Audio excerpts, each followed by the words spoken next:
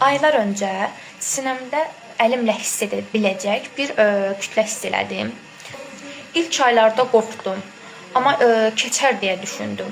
Zaman keçdikcə bunun əksinə kütlənin keçmədiyini, hətta getdikcə böyüdüyünü hiss etdim. Bu narahatlıq məni daha da düşündürdü və yaxınlarımın məsləhəti ilə Günel doktorun qəbuluna getməyə qərar verdim.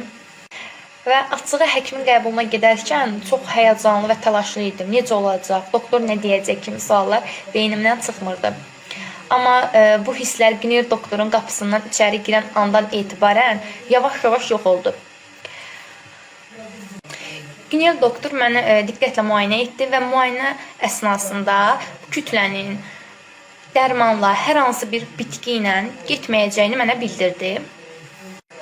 Və biz əməliyyat qərarı aldıq. Onun çıxarılmasının uyğun olduğunu mənə bildirdi.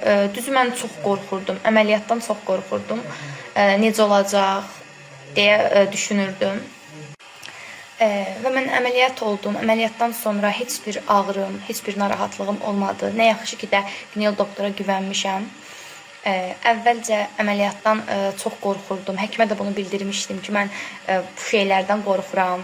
Amma onu deyə bilərəm ki, ilk növbədə səmimi, gülərüz və insana güvən verə bir həkimdir. Hətta onu biraz da psixoloqa bənzədirəm. Çünki həm danışığı, həm yanaşması insanı sakitləşdirir. Günel doktor həqiqətən də öz işinin peşəkarıdır və ən əsası vicdanlı bir doktordur. Ona sonsuz təşəkkürlərimi bildirirəm.